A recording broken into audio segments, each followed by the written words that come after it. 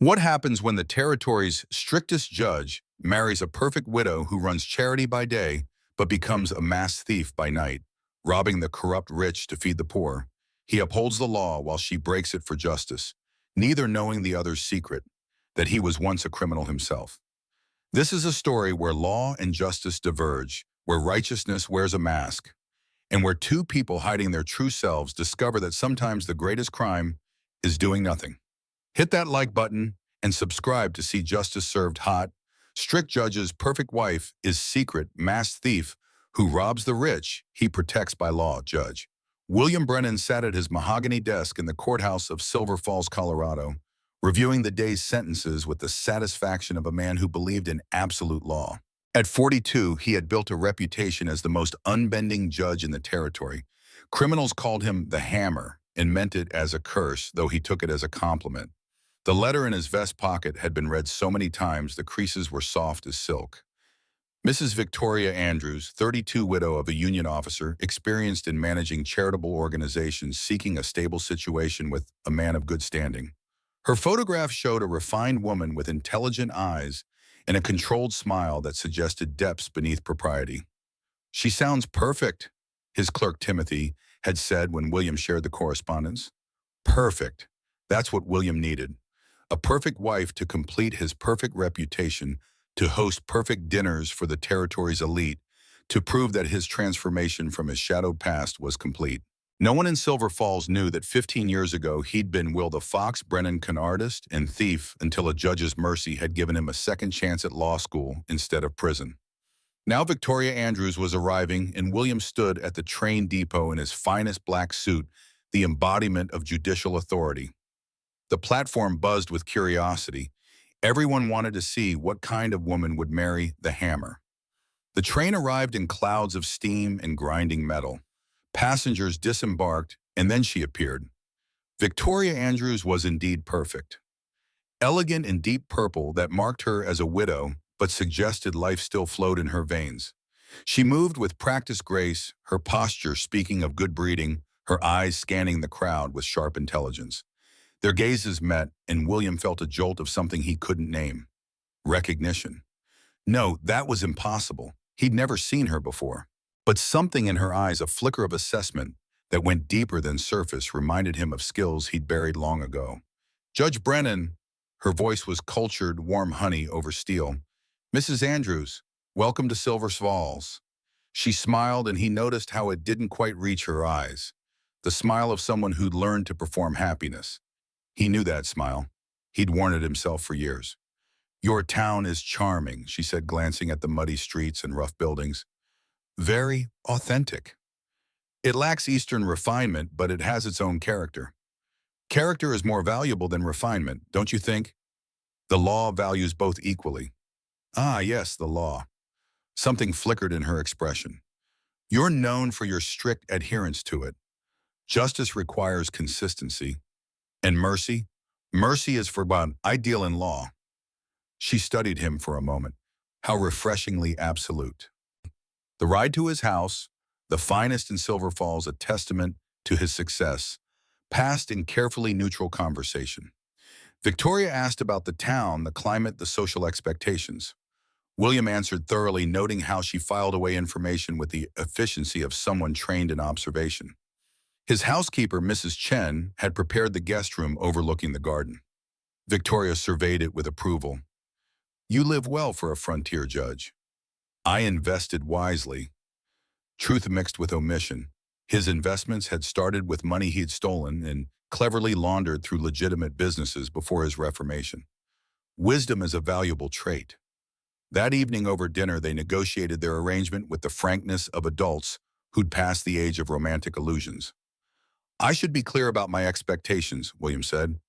"I need a wife who can manage social obligations, host territorial officials, and maintain an impeccable reputation. And I need a husband who won't inquire too deeply into how I run my charitable works." "That seems an odd requirement." Victoria sipped her wine. "I find that charity sometimes requires creative approaches. The poor don't always fit into neat legal categories, Judge. Sometimes helping them means bending rules about permits and permissions." I can't condone law-breaking even for charity. I'm not asking you to condone merely to not inquire. Plausible deniability, I believe lawyers call it. William frowned. You're very direct for a lady. And you're very rigid for a man seeking companionship. Perhaps we can balance each other. They were married a week later in a ceremony attended by Silver Falls elite, mine owners, railroad executives, territorial officials. Victoria played the perfect bride, charming everyone with her grace and wit. William played the stern but satisfied groom, noting how smoothly she navigated the complex social waters. Their wedding night was carefully respectful, two people sharing space but not souls. Yet when Victoria thought he was asleep, William heard her slip out of bed, heard the window open slightly, heard her return an hour later, smelling of night air and something else, leather and metal. Tools. He said nothing. Victoria threw herself into charity work with remarkable energy. Within a month, she had organized a soup kitchen, a clothing drive, and a fund for miners' widows. The poor of Silver Falls adored her. The rich praised her publicly while grumbling privately about her aggressive fundraising. Your wife has expensive tastes in charity. Baron Rothschild, the railroad magnate, complained to William at the Gentlemen's Club. She asked me for $500 for orphans. Did you give it? I gave 50. Generous of you, William said dryly, knowing Rothschild had made 50,000 that month through questionable land deals he couldn't quite prove illegal. That night, William mentioned the conversation to Victoria. Rothschild could afford more, she said simply. Perhaps, but you can't force charity. No, she agreed. You can't force it. 3 nights later, the news exploded through town. Baron Rothschild's safe had been robbed. $5,000 gone taken by someone who'd bypassed his expensive locks without leaving a trace. The calling card left behind was a black rose. The Black Rose Bandit, the newspapers called the thief. William investigated personally, finding no evidence except that single flower. That evening, Victoria's orphanage received an anonymous donation of $5,000. Remarkable coincidence, William observed at dinner. Providence, perhaps, Victoria replied. God works mysteriously. Indeed, the pattern continued for months. Corrupt officials, exploitative mine owners, businessmen who William knew were criminals, but couldn't legally prove it. They all received visits from the Black Rose Bandit. Their ill-gotten gains were redistributed to the poor through anonymous donations to Victoria's charities. William investigated each robbery thoroughly, partly from duty, partly from professional interest. The thief was exceptional. No fingerprints, no witnesses, locks picked, or safes cracked with expertise that spoke of training. It reminded him uncomfortably of his own methods years ago. Meanwhile, Victoria was the perfect judge's wife. She hosted dinners that smoothed political tensions, organized social events that raised legitimate funds, and stood beside William at public functions with unwavering support. In private, they developed an unexpected companionship, reading together, discussing philosophy, debating justice versus law.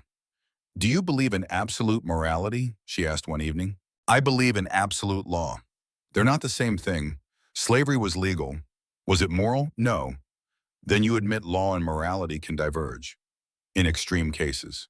What about less extreme cases? A man steals bread to feed his starving children. Legal number, moral. The law makes provisions for context. Your law sentenced Tom McKinney to 5 years for stealing food for his family. The law is clear on theft. His children nearly starved while he was gone. That's unfortunate, but I fed them with money that came from somewhere. Do you want to know where? No, William said quickly. I don't. Victoria smiled. Plausible deniability. The crisis came when Marshal Jack Sterling arrived from Denver. Sterling was famous for catching thieves, particularly those who thought themselves clever. This Black Rose Bandit, he told William over whiskey, is no ordinary thief. This is someone with training, possibly military or legal. Legal. Someone who understands how law enforcement thinks, how investigations work. They're always one step ahead because they know our steps. William's blood chilled both for himself and for suspicions he didn't want to acknowledge about Victoria. That night, he pretended to sleep but watched Victoria. At midnight, she rose dressed in dark clothes he'd never seen before and slipped out through the study window. William followed at a distance, his old skills returning like muscle memory. He tracked her to the mansion of Judge Harrison, a colleague William suspected of taking bribes but couldn't prove it. William watched from the shadows as Victoria, his perfect wife, scaled the wall with climbing gear, picked the lock with professional ease, and disappeared inside. She emerged 20 minutes later with a cloth bag that clinked with coin. As she passed his hiding spot, William stepped out. "Good evening, Mrs. Brennan." Victoria froze, then slowly turned. Her face was masked, but her eyes, those intelligent, assessing eyes, were unmistakable. "William, you're the Black Rose Bandit. You followed me, the righteous Judge Brennan skulking in shadows. That takes skill. I wasn't always a judge." "No." She pulled off her mask, revealing a sad smile. "What were you?" "Someone who would have admired your technique. That lockpick approach. Very elegant. You recognize it. I used to use something similar. Before." They stood facing each other in the moonlight, two people with carefully constructed facades finally seeing beneath. "You were a criminal," Victoria said. "Reformed, 15 years clean. And now you'll arrest me." William was quiet for a long moment. "What's in the bomb?" "Evidence of Harrison's bribes and about 3,000 in bribe money. Evidence I couldn't legally obtain, but which I can anonymously deliver to the federal marshals." "That's still illegal." "No, but moral." William struggled with everything he'd built himself to be. I can't know about this." "Then go home. Forget you saw me. I'll be back before dawn, and we'll continue our perfect marriage." Victoria: "Unless you want to arrest me, send me to prison. You'd have to explain how you caught me, how you knew to follow me, how you recognized my techniques." "That's blackmail. That's marriage. Mutual understanding, mutual secrets." William turned and walked home, his mind churning. Victoria returned an hour before dawn, slipping into bed beside him. "The federal marshals will receive an interesting package tomorrow," she whispered. "I don't want to know." "Yes, you do. You want to know everything. You want to know that Harrison will finally face justice. You want to know that his bribe money will feed 20 families this winter. You want to know that sometimes breaking the law serves justice better than following it. I've built my life on the law. You've built your life on redemption. So have I." "What were you before?" Victoria was quiet for so long he thought she wouldn't answer. "Union spy. During the war, I gathered information that stole plans, did whatever was necessary for the cause.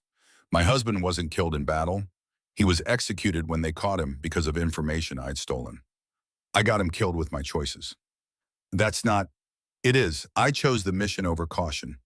He died for it. After the war, I tried to be respectable, but respectability doesn't feed the hungry or shelter the homeless. So I became what I am, someone who takes from those who have too much and gives to those who have nothing." Robin Hood? Robin Hood was a story. I'm real. The next morning, Judge Harrison was arrested by federal marshals. The evidence against him was overwhelming. Ledgers detailing bribes, correspondence with criminals, proof of thrown cases. He'd be tried in federal court and away from his influence. "Remarkable how that evidence appeared," Marshal Sterling said to William. "Anonymous sources can be valuable. This Black Rose Bandit seems to target actual criminals even if we can't prove it legally. Vigilante justice is still illegal." "Of course. But between you and me, Judge, sometimes the law needs help." After Sterling left, William sat in his study staring at the wanted poster for the Black Rose Bandit. $5,000 reward. He could end this with a word. Victoria entered with tea. "Heavy thoughts. The heaviest. I swore an oath to uphold the law. You swore an oath to me as well, to have and to hold for better or worse. Even if worse means harboring a criminal, even if it means recognizing that your wife is serving justice in ways the law can't." "Victoria, I can't what? Can't admit that you've known for months, can't acknowledge that you've been deliberately avoiding investigating certain patterns, can't confess that part of you, the part that was once Will the Fox, admires what I'm doing." William set down the poster. "How did you know about my past?" "I'm a spy, William. I investigate everyone. Your transformation is admirable but not perfect. There are traces if one knows where to look. And yet you married me. Because I saw a kindred spirit, someone trying to be better than their past while serving justice. I serve the law." When the law serves justice, when it doesn't, you serve it anyway. That's where we differ. They were interrupted by urgent knocking. Mrs. Chen entered pale and shaking. Judge Mrs. Brennan, something terrible. The Riverside Orphanage, it's on fire. Victoria was out the door before William could stand. He followed, finding chaos at the orphanage Victoria had founded. The building was ablaze, children and staff streaming out. Is everyone out? Victoria demanded. The Morrison twins, they're still inside, Sister Catherine cried. Victoria moved toward the building, but William caught her and the fire brigade will be too late. She broke free and ran into the burning building. William followed without thinking, his fear for her overriding everything else. Inside was hell, smoke, heat, the roar of flames. Victoria navigated with purpose, finding the twins huddled in a corner, trapped by fallen beams. Together, William and Victoria lifted the burning wood, William's coat catching fire before Victoria beat it out. They carried the children out just as the roof began to collapse. Outside, the crowd cheered. Victoria clutched the twins, her face streaked with soot and tears. William held her, not caring who saw, not caring about anything but the fact that she was alive. You could have died, he said. So could you, but you followed me. I'll always follow you, even into fire. The cause of the fire was discovered the next day. Arson set by one of the mine owners Victoria had been pressuring for donations. He'd wanted to punish her, to show her the cost of challenging powerful men.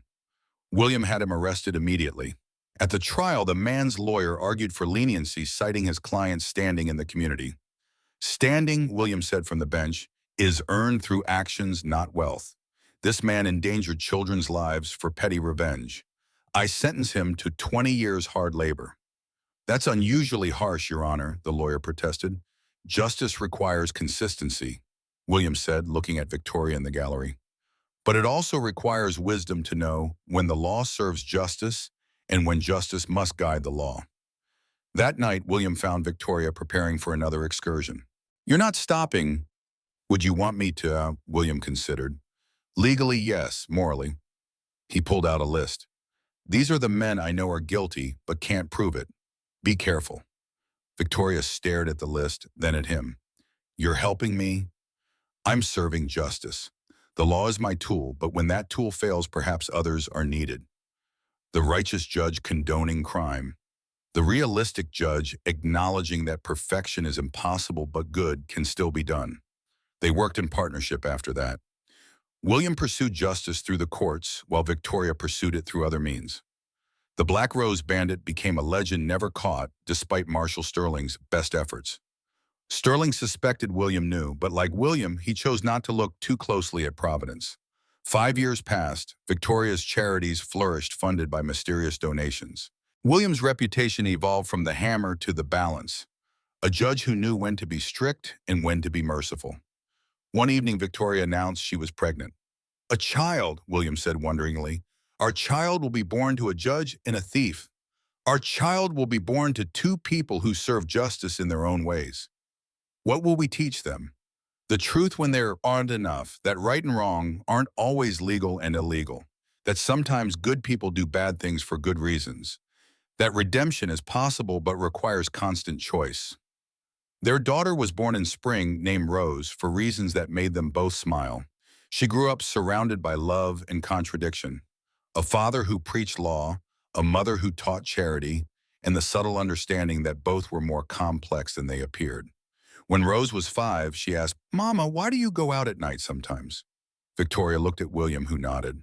To help people who can't be helped during the day. Like superhero, something like that. Is Papa a superhero too? William lifted his daughter. Papa tries to be, in his own way. The Black Rose Bandit's activities decreased as Victoria aged but never stopped entirely. The legend grew beyond one person. Others took up the cause, leaving black roses at scenes of righteous theft. Victoria never confirmed or denied involvement, but she smiled whenever a new story appeared. William retired at 60, his reputation secure as a fair, if complex, judge. At his retirement dinner, Marshal Sterling, now also retired, raised a toast to Judge William Brennan, who served the law faithfully, and to his wife Victoria, who served justice creatively. May we all be blessed with such perfect partnerships. The knowing look Sterling gave them confirmed what they'd suspected. He'd always known, but chosen justice over law. In their 70s, sitting on their porch, watching Rose, now a lawyer herself, play with their grandchildren, Victoria asked, "Any regrets?" "None, you." "I sometimes wonder what would have happened if you'd arrested me that night. We'd have lost each other and justice would have suffered. The law would have been served. The law is a means, not an end. You taught me that. And you taught me that redemption isn't a destination, but a daily journey."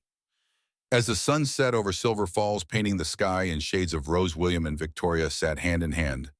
The judge and the thief, who'd found that perfect justice required both law and its breaking, both judgment and mercy, both the bench and the black rose. Their graves side by side in Silver Falls Cemetery bear a simple inscription. They served justice each in their own way. And sometimes on the anniversary of their deaths, someone leaves two roses on their graves.